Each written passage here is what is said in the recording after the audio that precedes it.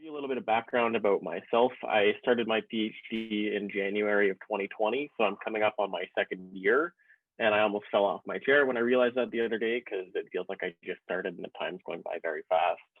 I'm part of Theme 5, and I'm supervised by Dr. Pascal Roy-Lepillet and Dr. Nathan Basilico. Pascal is at University of Laval, and Nathan Basilico is at Laurentian. I have quite a multidisciplinary background in geography and environmental science and a master's degree in biology. So as such, my PhD has also become quite multidisciplinary, and I'm excited to talk about it. My primary research focuses, you can see on the slide here, are kind of broken down into one part geomorphology and one part biogeochemistry.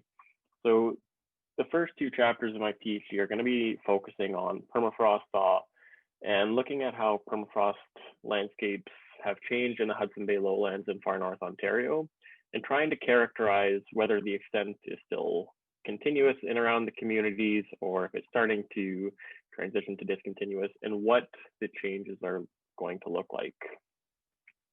Now, I'm also going to be focusing on these three mass wasting features that you see in the image on the left. These have occurred about 10 kilometers upstream of the community of Fort Severn in far north Ontario. And we're still unsure what these features are, whether or not they're retrogressive thaw slumps or some sort of similar permafrost-related mass wasting feature. But there's very little known about permafrost in this area, so we need to kind of contribute new information there. And in the last two chapters of my PhD, I'm looking at what the impacts of permafrost thaw are on the biogeochemical cycling of mercury. So how much mercury is stored in permafrost, and as permafrost thaw, how do these thaw environments contribute to the methylation of this mercury? Meaning, how is this mercury going to become from inorganic to its organic form? And that is my 2 minutes, and the slide will automatically transition to the next speaker. Perfect. Hi guys, I'm Alexandra Cheso, and I started my PhD this fall at University of Alberta under the supervision of Dwayne Fraze. I'm part of Team 1, the characterization of permafrost. About my background, I completed my undergrad and master degrees in geography at University of Laval under Michel Allard supervision. Quickly, I worked on the thermal contraction cracks polygon in Nunavik. Also, I work as an associate researcher at University Laval Centre d'études nordiques on mapping permafrost condition in Nunavik communities. So, like I say, I began my PhD this fall. Broadly, my project aims to better understand the ground ice condition along the proposed Mackenzie Valley Highway in the Northwest Territory. As you can see in the right section of my slide, this is the proposed road. The overarching goal of my project is to develop a geological model for the glacial lake Mackenzie and the distribution of its sediment to improve our understanding of ground ice distribution. This knowledge will be used to reconstruct the dynamic of the lakes, but also to assist the routing of the road. We will use geophysical instrumentation such as ERT and GPR to correlate with our permafrost drilling. Also, I work a lot with GIS and remote sensing. So if you need help with that, I will be happy to help you. More I speak in English, happier I am. So thank you all for listening to me, and enjoy the presentation. Thank you.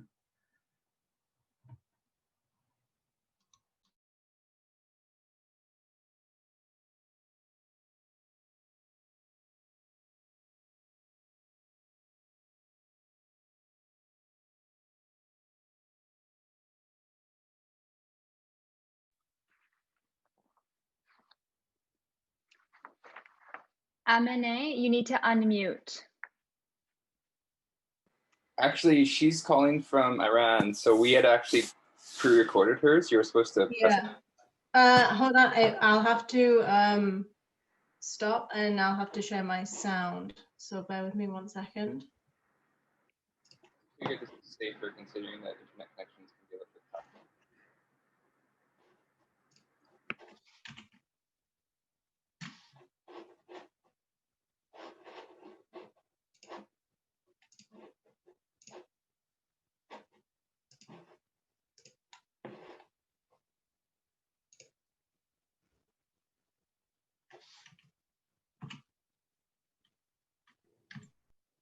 Hi everyone, my name is Amane Sharifi. I'm one of the HQPs in the team 3 of PermafrostNet, whose contribution is the prediction of permafrost change. I'm also a PhD candidate in Earth and Ocean Sciences at the University of Victoria. Luckily, I'm supervised by two great professors, Joe Melton and Colin Goldblatt, and I'm so happy to be part of PermafrostNet and the UVic. I'm studying permafrost abrupta and going to implement the simulation of excess ice, which is an important factor in determining the rate of permafrost thaw because of the latent heat needed for extra ice to be melted. In fact, the amount of released carbon is quite different when excess ground ice is considered. So incorporating excess ice and its melt will result in more accurate prediction of permafrost thaw. To do this, classic Canadian land surface scheme, including biogeochemical cycles, which is the terrestrial component of the Canadian Earth System model, will be used.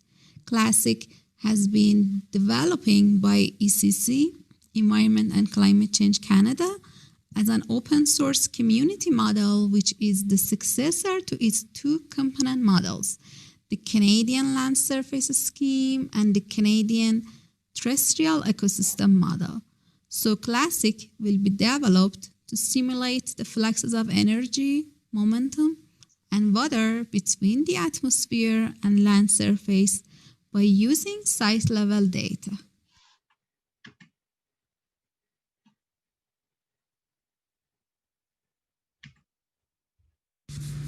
Hello everyone, my name is Astrid Sketzler and I'm a first-year Masters of Science student in Geography at Carleton University. I'm a member of the HQP team for Theme 5, which focuses on adaptation to permafrost thaw, and I'd just like to say that I've been really enjoying our weekly meetings. Before entering my graduate studies, I completed my undergraduate degree at the University of Ottawa in environmental science with a specialization in global change. So just a little bit about my research. The tentative title for my project is Increasing in Costs Associated with Maintaining Highway Infrastructure in Yukon Due to Climate Change, and I am supervised by Dr. Chris Byrne. The aim of my project will be to quantify the financial impact of climate change on road infrastructure maintenance in the Yukon. And these data will allow us to get a better idea of how much rising temperatures and increases in precipitation and correspondingly permafrost degradation will actually be increasing maintenance expenses in these vulnerable regions. The main approach will be to assess the financial data records available since 1995 with respect to climate-related maintenance costs provided by the Transportation Engineering Branch of the Government of Yukon. These include data on snow clearance, management of icings, clearing of landslides, and repairing of washouts. Hopefully, the information regarding the overall trends in highway maintenance budget and the costs associated with climate change will provide critical insight to the necessary adaptations required to increase the resilience of road infrastructure to changing climatic conditions, as well as provide a basis for policy recommendations regarding sustainable highway infrastructure in the north.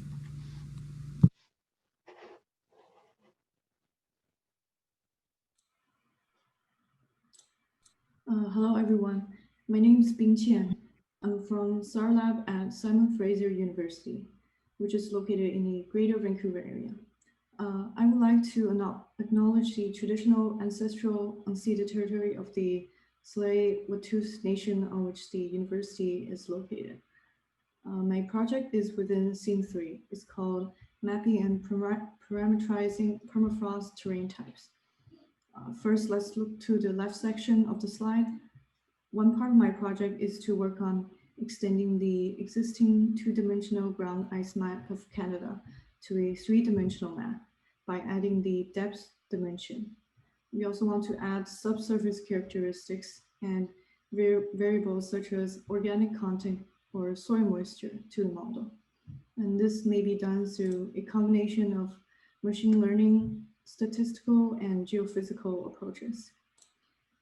Now moving to the right section of the slide, the other part of my project, which is more reserved for the later stages, is to research, develop, and evaluate deep learning methods for the purpose of ground ice mapping. This would include quantifying uncertainty of the models and evaluating how reliable and suitable the methods are. And the deep learning models will be trained on various types of data, including but not restricted to remote sensing data, which is where SAR, synthetic aperture radar, comes in. And that is my project.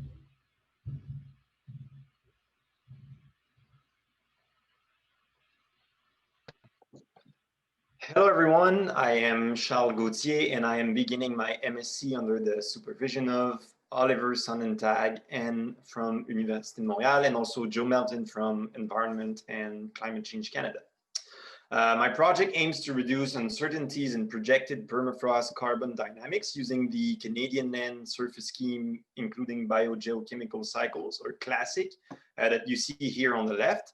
As you may or may not know, CLASSIC is a process-driven model. And what that means is that some of the parameters inside CLASSIC cannot be measured or observed in the field. And it follows that the confidence interval of these parameters is often quite large, resulting in more uncertainties in permafrost carbon predictions. So in order to narrow down those confidence intervals, the preconized approach of my project is to use Monte Carlo Markov chains, or MCMC, which is a family of algorithms rooted in Bayesian statistics.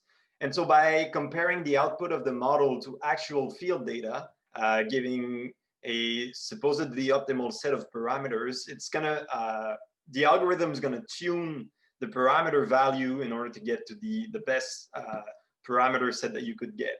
So by repeating this exercise on a multitude of data sets sampled from a variety of sites, one can expect that ultimately the interval of confidence or the accepted parameter value will be reduced. So by coupling this variety of data sets to the model and by using those MCMC algorithms, we hope to ultimately reduce the uncertainty in predicted permafrost carbon dynamics. And a bit about my background. I did my undergrad degree in theoretical physics, and I'm also part of Team 3, as was mentioned before. Thank you.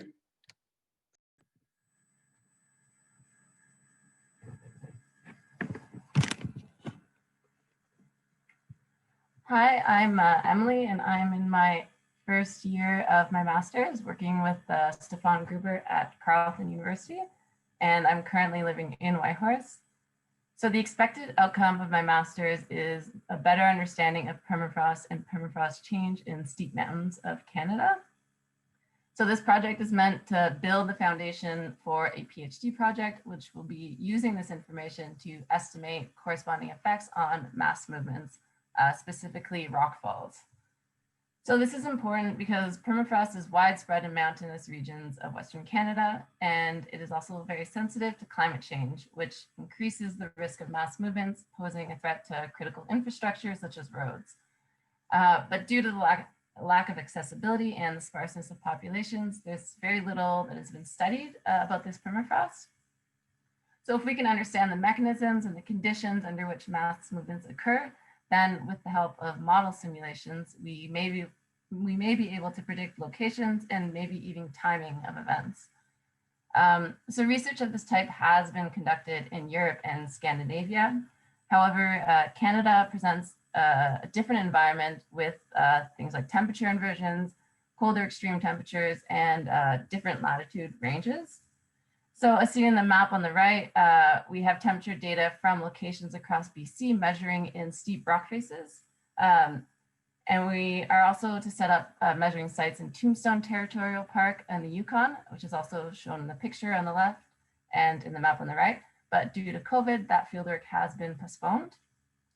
So this data will be used for calibrating and testing a land surface model, which can then be used to ask questions such as, what is the relationship between rock face active layer thickness and altitude and aspect, and how will the active layer change under a changing climate?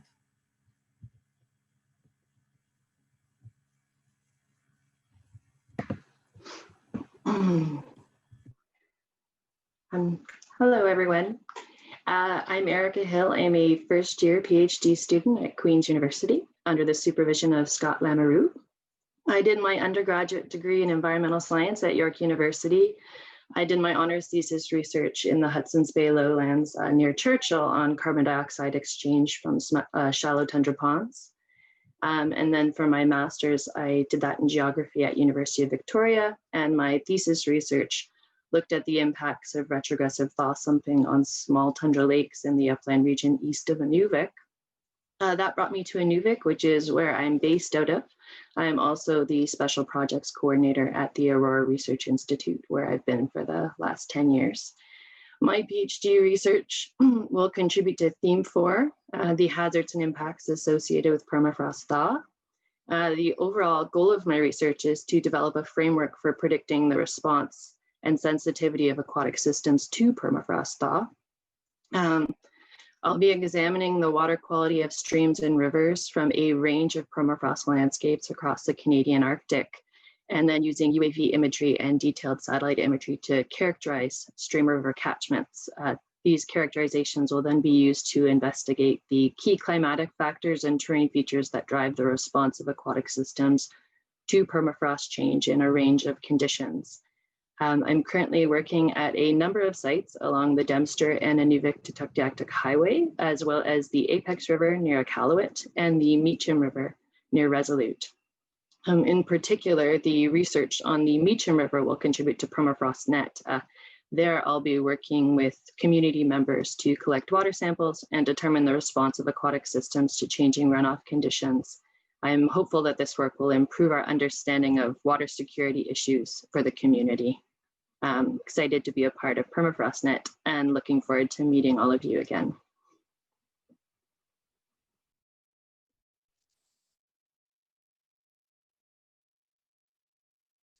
Hello everyone, my name is Freshdepion Shomani. I'm from Iran. Currently, I'm living in Japan. I came to Japan to study about environmental hydrology, and I know vampire, it's 3 a.m. here. I'm studying remotely, and I started my PhD from fall 2020 at Carleton University under supervision by Stephen Gruber. I'm a part of Team 2, monitoring of permafrost. And my PhD topic is interpreting ground temperature and subsidence for better quantifying permafrost change. And I draw your attention to this graph. This is the ground temperature changes over time, and it is what we usually report on any changes in the time series. But my PhD aims to understand better about the ice loss in the ground, the picture that the upper picture that you see. So I proposed 3 questions to answer during my PhD. The first one is, can we detect sign of thaw through the temperature time series? And also the next question is, can we interpret entire borehole profile rather than just analyzing only individual depths to get better understanding about permafrost changes?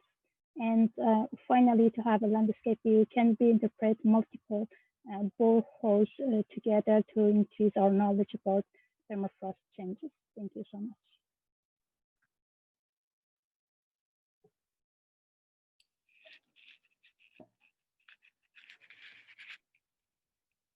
Hello, my name is Kalina. I'm a PhD student at Carleton University. Like first day, I'm supervised by Stefan Gruber.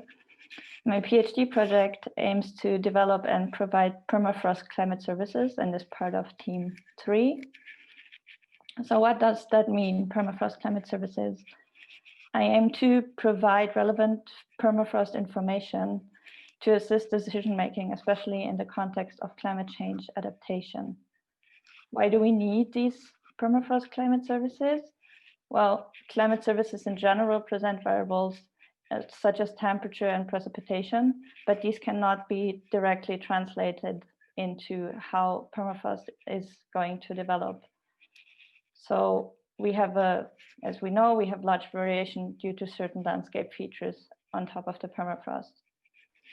So towards this goal, I plan to identify potential stakeholders and use cases for permafrost climate services, identify the relevant variables that should be communicated, and also how they are communicated. On the technical side, I'm aiming to combine future climate scenarios with permafrost model ensembles and surface and subsurface information to output permafrost information at different scales. So both site-specific, depending on terrain types, and for regional and national maps. My background is a Master of Science degree in Engineering and IT, specialized in geoinformatics from the Norwegian University of Science and Technology. Thank you.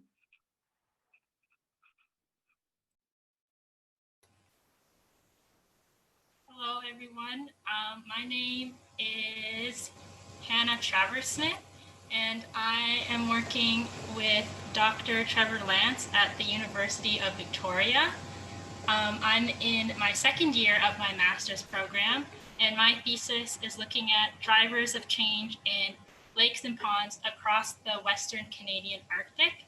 So the data that I'm showing today is from a case study within the Lower Mackenzie Plains in the traditional territory of the Sigichik-Gwich'in. For this project, we used the Landsat satellite archive to map trends in lake area from 1986 to 2019. And then we used a random forest classifier to associate these trends with terrain characteristics. So far, these models have shown that fire history, elevation, and initial lake area are the most important determinants of change in the direction of lake area. Future work will be expanding this analysis to multiple study sites within the Northwest Territories and the Yukon, as well as looking at surface water dynamics at broader spatial scales.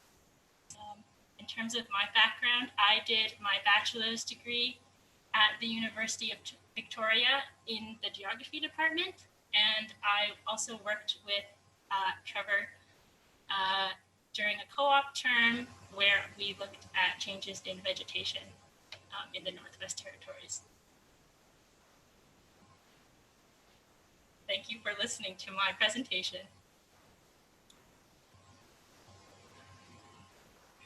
Hello everyone, my name is Maria and I'm working on my master's with Claude Deguet at the University of Waterloo. In my project, I'm using microwave remote sensing to automatically map bedfast and floating ice of thermokarst lakes and analyze ice regime changes over time. So over the past 30 years, multiple C-band microwave instruments have been launched and provide an extensive record of images, and ability to penetrate clouds, operate at night, and sensitivity to liquid water presence under the ice makes microwave remote sensing perfect for mapping bedfast and floating ice. So as you can see in the late March backscatter image on the slide, floating ice appears bright and bedfast dark. However, we still see some dark pixels in the middle of the lake, which makes simple linear classification rules not completely suitable. Therefore, instead of looking at one timestamp, we are going to take advantage of the extensive temporal record and use temporal evolution of the ice backscatter to classify it. The classification will be performed using temporal convolutional neural network trained on a labeled dataset of ice time series. Once trained, the network will automatically map land, bedfast, and floating ice from image time series. So we have chosen Old Crow Flats as a study site due to its lake-rich thermokarst landscape underlain by continuous permafrost, its continental climate, and unique deposits. So to summarize, using time series of lake ice backscatter and deep learning methodology, we will create ice regime maps of Old Crow Flats, analyzing the trends over the past 30 years in the context of changing air temperatures and underlying permafrost conditions. Thank you.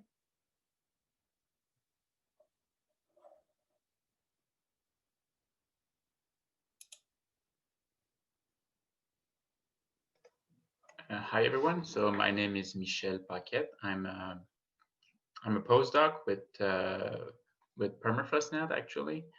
I did my PhD work on Ward Hunt Island in northern Ellesmere with Daniel Fortier. It was on periglacial geomorphology and slope processes and hydrology and sediment transfer. So it was really a classic field-oriented geomorphology work. And then I did a postdoc with Scott Lamoureux, where I was looking at actually at ground ice and its geochemistry in a polar desert again, this time around Resolute Bay. So after so many years of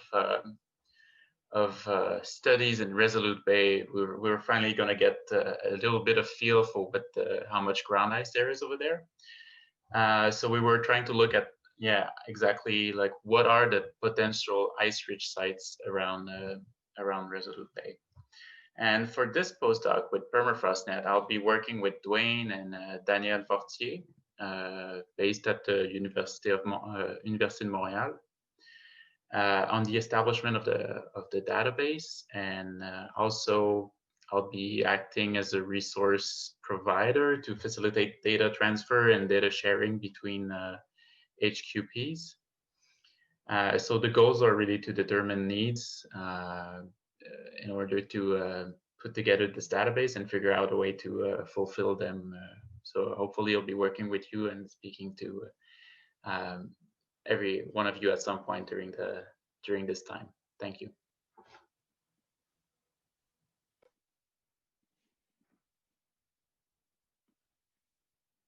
Hello, my name is Mohamed Ziya. I'm a PhD student under supervision of Daniel Fortier at University of Montreal, and I'm part of Team 1. I started my PhD in geography fall 2019. As for my educational background, I graduated in civil engineering. My master dissertation was an attempt to detect water surface and distinguish it from soil and vegetation water content and other features based on spectral indices in order to provide an inclusive and accurate method for identifying water extent from satellite image. Regarding my project, the title of my thesis is Ground Ice of Eastern Canadian High Arctic Polar Desert, which is part of Team 1. That is objective, that is characterization of permafrost and ground ice. And it is well known that the permafrost ice of the polar desert of the upper Canadian Arctic has been little studied so far. And the cryosphere of the polar desert is strongly affected by climate change, both in terms of permafrost, sea ice, and glacier coverage. And therefore, knowledge of the quantity and distribution of permafrost ice is essential to simulate the future response of polar desert to climate change. Briefly, the objective of my research project are to model the formation of the ice of the permafrost of the polar desert in the simulators of the GeoCryo lab, and to assess the role of meltwater in the formation of polar desert permafrost ice, and to extrapolate permafrost ice data obtained in laboratory and the field by using remote sensing. And for the methodology, I have to do the simulation of the permafrost in climate simulator, run the numerical modeling of ice formation in permafrost based on field and laboratory measurement, and use the remote sensing. And hopefully the result of my research project will be used to improve the representation of ice in permafrost in simulation of this pan-Canadian model. Thank you very much. I appreciate your attention.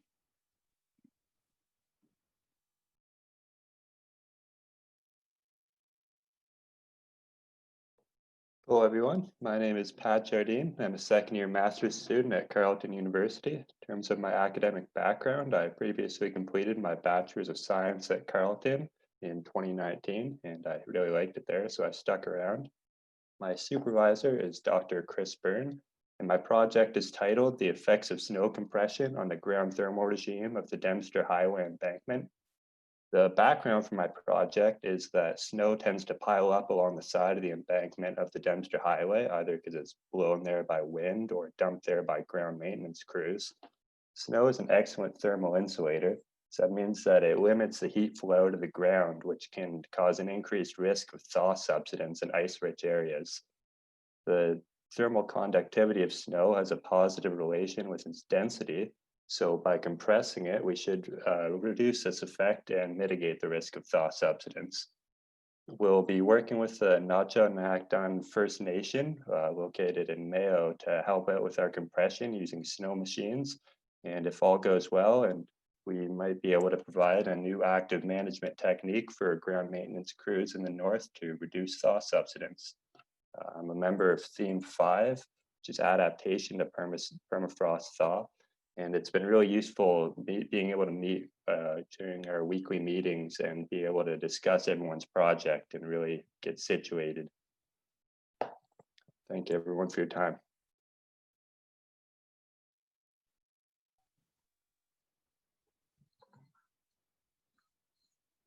Hello, everyone. My name is Usman Iqbal Ahmed, and I'm a PhD candidate at SAR Lab, Engineering Science Department, Simon Fraser University, under the able guidance of Dr. Bernhard Rivers. My PhD topic would be revolving around linear infrastructure and permafrost monitoring under theme 2. The area of interest for our research is Alaska Highway Strip near Kulwani Lake in Silver City, which is located like 3 hours drive from Whitehorse to along the Alaska Highway. So the mode of data collection would be based on biannual field campaigns, one in summer and one in winter each year, and we'd be collecting airborne synthetic aperture radar and optical data. On board, we would be like installing our equipment on board an aircraft and flying over that area of interest and collecting the data. The research questions that we'd be focusing on is a SAR and optical data fusion for change detection, as well as refinement of interferometric SAR processing chain for a precise change detection. So on the bottom right are some of the initial results that we have gathered for sensor calibration, and we would be focusing on these research topics. Thank you very much.